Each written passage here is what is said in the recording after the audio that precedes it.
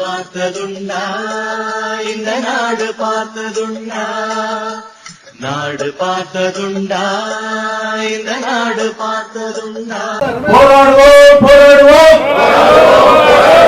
தூதரை ஒழிக்கும் வரை போராடுவோம் வெளியேறு வெளியேறு அந்நிய முதலீடு நூல்களே வெளியேறு விடமாட்டோம் விடமாட்டோம் நூல்களை ஒழிக்காமல் விடமாட்டோம் தமிழக அரசே நூலுவை தடை செய் மத்திய அரசே ஏழை இளைஞரின் வாழ்க்கை என்னாகும் தமிழக அரசே இளைஞரின் எதிர்கால வாழ்க்கையே வணிகம்தான் அதனால் விடமாட்டோம் நூல்களை ஒழிக்காமல் விடமாட்டோம் வெளியேறு நூல்களை வெளியேறு தமிழக அரசே தடை செய்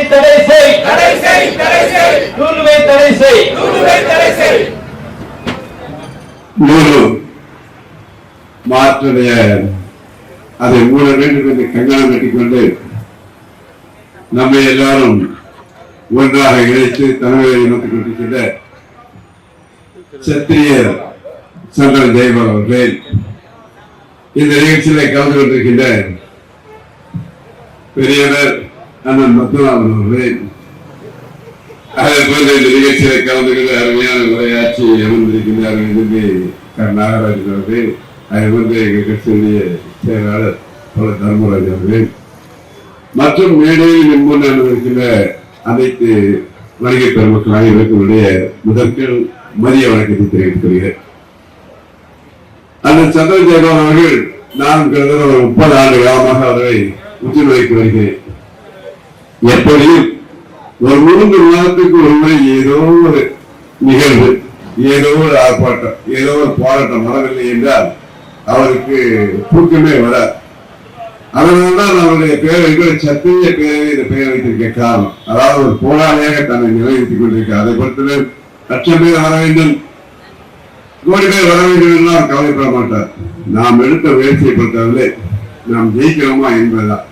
நம்ம போல சமுதாயம் சொன்னது போல அன்பு குறைகுலத்தை பொறுத்தவரை எல்லோரும் அதாவது மிகப்பெரிய போராட்டங்கள் நடத்தினார்கள். அங்கே கன்னியாகுமரியிலே கடல் இறங்கி போராட்டம் நடத்தினார்கள், என்னென்னமோ பண்ணினார்கள். ஆனால் அன்று நம்ம நாட்டிற்கு தேவை என்பதற்காக நம்முடைய சந்திரன் ஜெயபால் அவர்கள் அதற்காக குரல் கொடுத்தார்கள் என்பது ஊரறிந்த உலகறிந்த உண்மை.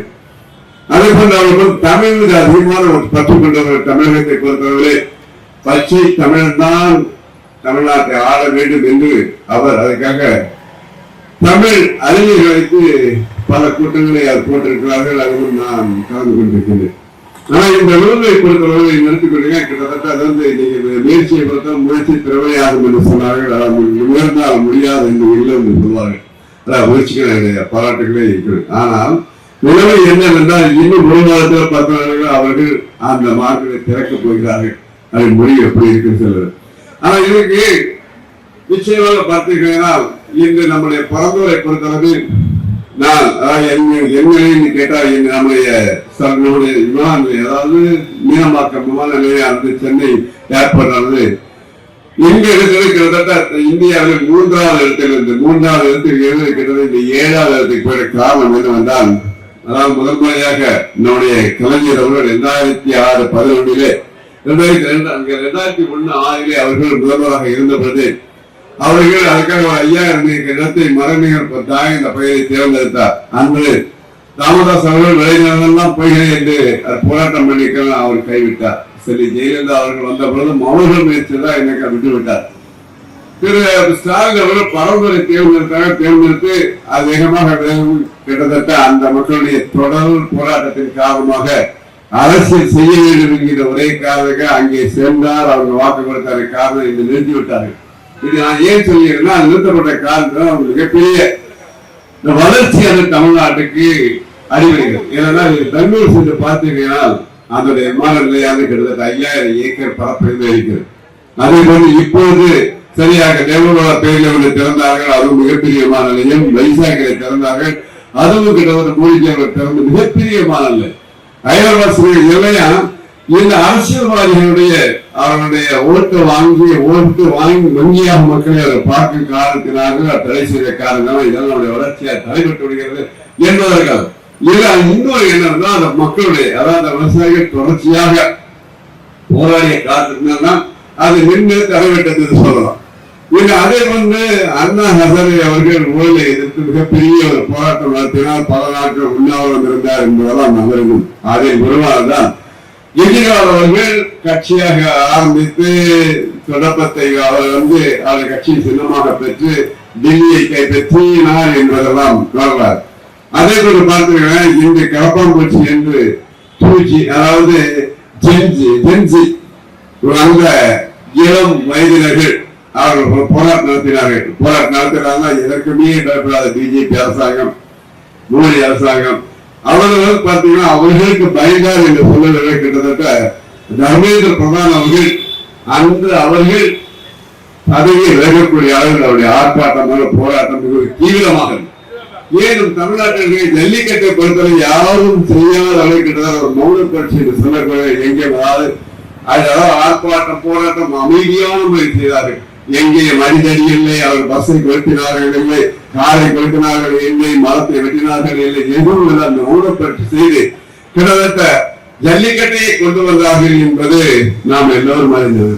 பிறகு இந்த ஜென்சியை பொறுத்தவரை இன்றைய இளைஞர்கள் எப்படி இருக்காங்க நம்ம புரிந்து கொள்ளவில்லை. ஏனென்றால் கடந்த சட்டமன்ற தேர்தல் நேரத்தில் பீகாரிலே பிரசாந்த் கிஷோர் அவர்கள் 3% ஓட்டு வாங்கினார்கள் பீகாரில். ஆனால் கிட்டத்தட்ட பிஜேபியுடைய கோட்டையாக இருந்தது அந்த அவருடைய அகில இந்திய தலைவராக ஆகிவிட்ட காலத்தினாலே இடைத்தேர்தல் வந்தபோது யாரும் பிரசாந்த் கிஷோர் நானே இருக்கிறேன் என்று நின்றார். ஆச்சரியப்பட வகையில் பார்த்தீங்கன்னா கிட்டத்தட்ட 19,000 ஓட்டு வித்தியாசத்தில் மிகப்பெரிய ஒரு வெற்றியை பெற்றிருக்கிறார். இது போன்று இன்றைய காலவழிகள் தமிழகத்தில் பாருங்கள். தமிழகத்தை பொறுத்தவரை என்ன நடந்திருக்கிறது?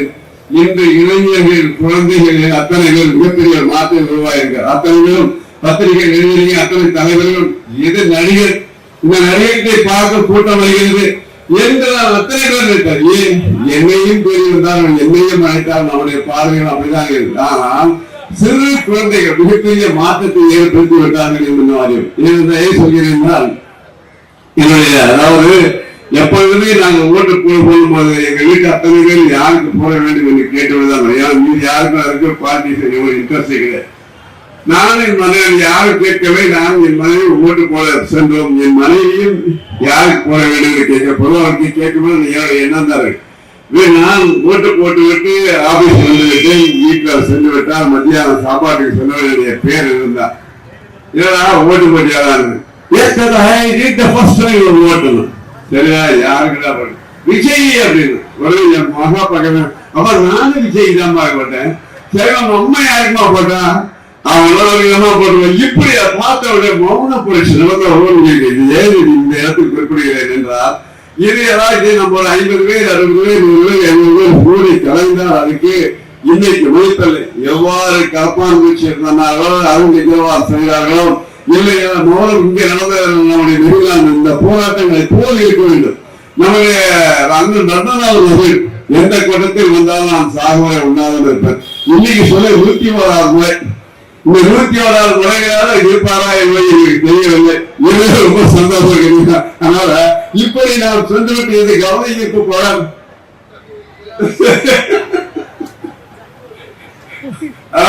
கவன ஈர்ப்பு போராட்டம் என்பது எந்த விதமான ஐயப்பாடு இது கண்டிப்பா அரசாங்கத்தின் காசு செல்லும்.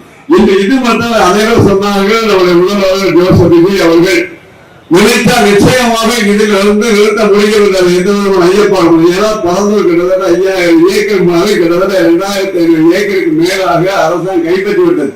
அதற்கு பூர்வாங்க வேலைகள் தான் முடிந்து விட்டது. இங்கே ஆட்சிகளும் நிறுத்தப்பட்டுள்ளது. அதே போன்று அதே ஏற்கனவே கோயம்புத்தூர் திறந்திருந்தாலும் சென்னையை திறக்கக்கூடிய சூழல் இருந்தாலும் முதல்வர்கள் நினைத்த நிச்சயமாக நடக்கும் என்று இந்த ஐயப்பாடு.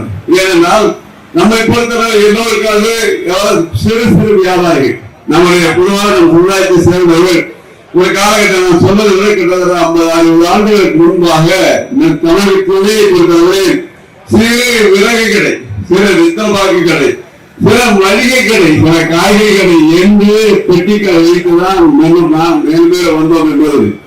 இன்றைய பொறுத்தவரை இது போன்ற மால்கள் வர காரணத்தினாலே எடுத்துக்கொள்ளுங்கள். சரவணா மிகப்பெரிய சோதனை வந்த காரணம் அந்த பகுதியில் இது சிறிய அளவில் கிட்டத்தட்ட அவர்கள் வாழ்க்கையை முடித்துக் கொண்டார்கள். அவருடைய வாழ்க்கை வியாபாரம் என்பதை முடிந்து விட்டது என்பதை நாம் அறிவோம். அதே போல மால்களை பொறுத்தவரை 30 ஏக்கர் 50 ஏக்கர் எல்லாம் இன்னும் வரப்போகிறது. வாழ்மாட்டில் வந்து பார்த்தீங்கன்னா அவர்கள் 50 ஏக்கர் 100 ஏக்கர் வாழ்மாட்டு வாழைகள் வரும்பொழுது மிகப்பெரிய ஒரு பாதிப்பு உருவாகிறது என்பது சந்தேகம். ஆனால் இன்றைய நிலைப்படுத்த நம்முடைய வியாபார பிரிவு மக்களுடைய பிள்ளைகள் எவ்வாறு இருக்கிறார்கள் என்றால் அவர்களை பொறுத்தவரை நாம் அப்பா ஒரு கடை வைத்தால் நாம் அதை சூப்பர் மார்க்கெட்டாகவும் சூப்பர் மார்க்கெட்டை நாம் மாறாகும் என்ற எண்ணத்தில் யாரும் இல்லை. இன்று எவ்வாறு இருக்கிறார்கள் அநேகமாக, அதாவது திருமண முகூர்த்தனால குறைந்த ஒரு 10 திருமண காவலுக்கு அழைப்பது வந்தால் அநேகமா எங்க ஏதாச்சும் ஒரு பையன் என்ன பண்றான், அதாச்சும் ஐடி வேலை செய்யறாங்க, வெளிநாட்டு போய் ட்ரை பண்ணிட்டு இருக்காங்க, இந்த கம்பெனி இருக்கு அந்த கம்பெனி இருக்கான்னு சொல்லி என் பிள்ளை என்னுடைய தொழிலை பார்க்கிறான், என் பையன் நல்ல வியாபாரத்தை பார்க்கிறான், இன்னைக்கு அடுத்த கடை பிளான் பண்ணிக்க அந்த மாதிரி எண்ணம் இல்லை. அதோடு மட்டுமல்ல, இன்னைக்கு அநேகமாக பார்த்தீர்களானால் கடைகளுக்கு இன்னைக்கு வேலைக்கு ஆள் கிடைப்பது என்று இல்லவே இல்லை. கிட்டத்தட்ட 50-60 ஆண்டுகளுக்கு முன்னால் பார்த்தீங்கன்னா இங்கு கடை வேலை செய்வதற்கு ஊரில் பிள்ளைகள் வருவார்கள். ஏன்னா அங்கிருந்து வேலை சென்று கடையிலே முதலாளி வீட்டிலே தங்கி அங்கேயே சாப்பாடு இருந்து வருஷத்துக்கு ஒரு தடவை ஊருக்கு போனது அரிதாக இருக்கும். அவர்கள் 2 வருடம் 3 வருடம் 5 வருடம் அந்த கடையில இருந்து வியாபாரத்தை அவர் கற்றுக்கொண்டார் என்றால் அவனும் ஒரு முதலாளியாக முயற்சி செய்யலாம் ஆகி விடுவார். இதுதான் தொடர்கதையா நடந்த கதை. ஆனா இன்று வேலைக்கு ஆள் நம்மளை யாருக்கிறாலும் நம் சமுதாயத்தை சேர்ந்தவர்கள் வியாபார மக்களுடைய பிள்ளைகள் எல்லாம் வசதி இருந்த காரணத்தினாலே அவர்கள் படித்து விட்டு அவர்கள் இன்ஜினியரிங் காலேஜ் சென்ற காரணத்தினால் ஐடி சென்ற காரணத்தினால் வெளிநாட்டுக்கு சென்ற காரணத்தில் அவர்களை கூட வியாபாரம் செய்ய வேண்டும் என்ற மனநிலை இல்லை. இந்த நிலை எவ்வாறு அநேகமாக கடைகளை பார்த்தீங்கன்னா வெளிநாட்டை சேர்ந்தவர்கள் தான் கடைகள் இருக்காரு. அது வித்தமா கடையாக இருந்தாலும் சரி, மீன் கடையாக இருந்தாலும், ஹோட்டலாக இருந்தாலும், ரெஸ்டாரண்டா இருந்தாலும், பைசா ஹோட்டலா இருந்தால், ஏன் விவசாய நிலத்தை கூட யார் இருக்கிறாங்க அவர்கள் தான் இருக்கிறார். இதனால் காலம் என்ன மாறுவதா இவர்கள் வியாபாரிகள் ஆகிவிடுவார். ஒரு காலகட்டத்தில் சென்னையை பொறுத்தவரை நாட்டுக்கோட்டை செட்டியாளர்கள் தான் பெரும்பகுதி வியாபாரிகளாக இருந்தார்கள். நாடா சமுதாயம் வெளிவந்த பிறகு அவர்கள் அங்கு இல்லவே இல்லை என்ற நிலை உருவாகி அவர்கள் தொழிலதிபராகி போய்விட்டார்கள். ஆனால் இன்று நம்மை பொறுத்தவரை அடுத்தது அநேகமாக நம்ம கடையை பார்ப்பது யாரும் இருக்க கடை வைத்தவர் சொல்ல ஆனா ஒன்று பையன் ஐடி ஒர்க் பண்றானாச்சு, நல்லா சம்பாதிக்கிறானாச்சு, அடுத்து இறக்குவது கடைகளை வாடகை கட்டி விட்டுருக்கு, ஒரு வாடகை வருது. நான் இன்னைக்கு காலையில வாங்கிட்டு 20,000 அந்த அளவுக்கு போயிட்டேன். ஒரு காலத்துல அப்படி இல்லை. என் கடையில் 25 வேலை செய்தார்கள், என் கடையில் 50 பேர் வேலை செய்தார்கள், என் கடையில் 100 பேர் வேலை செய்யா என்று நாம் அந்த வேலையை உருவாக்கி கொடுத்தோம். வேலை உருவாக்கி கொடுத்தது அரசாங்கத்துக்கு மிகப்பெரிய வருமானத்தை கொடுத்தோம். அதாவது விற்பனை வரி மூலமாக, ஜிஎஸ்டி மூலமாக, இன்கம் டாக்ஸ் மூலமாக நாம் கொடுத்தோம். இன்று பார்த்தீங்கன்னா என்னுடைய வேலை டோட்டல் மாறிவிட்டு இது கால மாற்றம் சக்கரம் என்று சொன்னாலும் இன்று நம்முடைய பிள்ளைகளை பொறுத்தவரை சிறு வயதில் வியாபாரியை உருவாக எண்ணத்தையும் நாம் உருவாக்குவதில்லை. இன்று நான் சந்திரஜான் அவர்களுக்கு முயற்சியை நான் பாராட்டுகிறேன். இன்று நிலைக்கிறது 20 ஆண்டுகளுக்கு முன்பாக நாங்கள் சில்லறை வணிகத்தில் அந்நிய முதலீடு கூடாது என்பதற்காக நாங்கள் அன்றே குரல் கொடுத்தோம். அன்றே அதற்காக ஆர்ப்பாட்டம் பண்ணினோம். ஆனால் இதை பொறுத்தவரை இன்று மீறிவிட்டது. டிமா சென்றும் வால்மார்ட் போன்ற பெரிய நிறுவனங்கள் வந்துட்ட, பிக் பஜார் என்ற நிறுவனங்கள் வந்துட்டன. இவையெல்லாம் வந்த காரணத்தினால் மக்கள் மனநிலையை பொறுத்தவரை இன்னைக்கு கடைக்கு சென்று வாங்க எல்லோரும் படித்துவிட்ட காரணத்தினால் அநேகமாக அவர் கொண்டு ஆன்லைன் இருக்கு. ஆன்லைன் 1க்கு 10 வாங்கிவிட்டு இருந்த இடத்திலே ஏன் இன்னைக்கு எடுத்துக்கொள்ளுங்கள். இன்னைக்கு சென்னையை பொறுத்தவரை ஒரு தேர்ந்தெடுத்து போனீங்கன்னா ஒரே டீ கடை தான் இருக்கு. ஹோட்டல் என்று சாப்பிட போன நாம் நடந்து செல்ல வேண்டும் என்று தெரிவித்தாங்க. என்று அப்படி அல்ல. ஒரு தேர்ந்தெடுத்துக் கொண்டீங்கன்னா ரெஸ்டாரண்ட் இல்லாத தெரியவில்லை, பிரியாணி கடை இல்லாத தெரியவில்லை. இந்த நிலை இருக்கு காரணத்தினால அது வந்து சாப்பிடுவதற்கு யாருக்கு அவரை ஆன்லைன்ல ஆர்டர் செய்து விட்டு இரவு 2 மணி ஆனாலும் ஸ்விக்கி ஜொமேட்டோ மூலமாக வந்து கிடைக்கிற இந்த காரணத்தினாலே மிகவும் அதாவது சோம்பேறி ஆகிவிட்டோம். ஏனென்றால் அநேகமாக 2 பேரும் வேலைக்கு சென்ற காரணத்தினாலே அவர்களை பொறுத்தளவில் சமைக்க வேண்டும் என்றதை விட அவர்கள் அதாவது ஆன்லைன் ஆர்டர் சாப்பிடுவதை அவர்கள் விரும்புகிறார். இன்னும் சனி ஞாயிறை பொறுத்தளவில் குடும்பத்தோடு சென்று சாப்பிடக்கூடிய மனநிலை மாறி இருக்கு. ஆகையால் இந்த மனநிலையெல்லாம் மாற்ற முடியுமானால் முடியாது. ஏனென்றால் அந்த அளவுக்கு அவர்கள் படித்து விட்டார்கள். அத்தனை துறைகள் ஆண்களும் பெண்களும் வந்து விட்டார்கள். நீ சபாகரத்துக்கு செல்கிறார்கள். எப்போதுதான் நம்முடைய ஒரே எண்ணம் என்னவென்றால் இந்த சமுதாயம் முழுக்க வியாபார குடிமுறை மக்கள் சிறு வியாபாரிகளாக இருக்காது. இது போன்ற பெரிய நிறுவனம் நிச்சயமாக மிகப்பெரிய ஒரு தாக்கம் உருவாகும், மிகப்பெரிய பாதிப்பு உருவாகும். நான் சொன்னது போல் வியாபாரிகளாக இருப்பவர்கள் நாளைக்கு வேலைக்கு செல்லக்கூடிய சூழ்நிலை உருவாகும் என்பதை மனதில் கொண்டுதான் நம்முடைய அவர்கள் அவருடைய போராட்ட கருத்தை வெளிப்படுத்தி இருக்கிறார்கள். முயற்சிகளுடைய பாராட்டு. ஆனால் இது தொடர்ச்சியாக நடைபெற வேண்டும் என்றால் மிகப்பெரிய ஒரு முயற்சி வேண்டும். எவ்வாறு ஜல்லிக்கட்டுகள் வந்தது போல், இல்லை அண்ணா ஹசாரே செய்தது போல், காப்பான்பட்டி கட்டி செய்தது போல் நாம் செய்தால்தான் சாதிக்க முடியும் என்று சொல்லி இது ஆரம்பம் என்று சொன்னார்கள். அவருடைய முயற்சி வெற்றி பெற எங்களுடைய வார்த்தையை தெரிவித்த விடைபெறுகிறேன். நன்றி.